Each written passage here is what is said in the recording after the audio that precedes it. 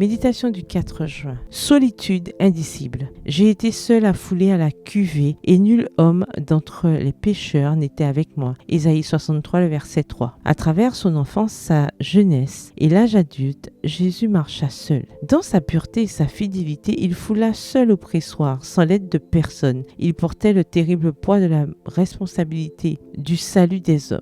Il savait que dans un engagement radical de principes et de buts, la race humaine tout entière était perdue. Cela pesait sur son âme et personne ne pouvait imaginer le poids de ce fardeau. Extrait du livre Jésus-Christ au chapitre 9 à la page 73. Sa vie durant, sa mère et ses frères ne saisirent pas le sens de sa mission. Ses disciples ne le comprendraient pas davantage. Il avait vécu dans l'éternelle lumière, parfaitement un avec Dieu, mais sur une terre, il allait vivre dans la solitude. Devenu un avec nous, il devait porter le poids de notre péché et de notre condamnation. L'être sans péché devait éprouver la bonté du péché. Le pacifique devait vivre au milieu des querelles. La vérité devait habiter au milieu du mensonge et la pureté au milieu de la souillure. Péché, discorde, désir coupable, tous ces fruits de la transgression étaient pour lui un supplice. Seul il foulerait le sentier, seul il porterait le fardeau. La rédemption du monde reposerait sur lui qui s'était dépouillé de sa gloire, acceptant les infirmités de la nature humaine. Il voyait tout cela et en souffrait, mais il restait ferme dans sa décision. Le salut de la famille humaine dépendait de son bras. Il étendait la main pour saisir la main de l'amour tout-puissant. Texte tiré du livre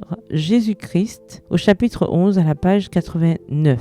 Les disciples n'ont jamais compris, comme il l'aurait dit, la solitude qu'éprouvait le Christ en suivant une vie purement humaine, loin des parvis célestes. Quand Jésus ne fut plus avec eux, ils commencèrent à comprendre quelles attentions ils auraient pu lui témoigner pour réjouir son cœur. Le même besoin se fait sentir dans le monde aujourd'hui. Bien peu parmi nous comprennent tout ce que le Christ est pour eux. Autrement, ils exprimeraient le même amour que Marie et l'onction serait généreusement accordée. Rien ne serait trop coûteux pour le Christ et aucun renoncement, aucun sacrifice ne serait trop grand pour lui. Extrait toujours du livre Jésus-Christ au chapitre 62 aux pages 510 et 511. Bonne soirée, que l'Éternel vous bénisse.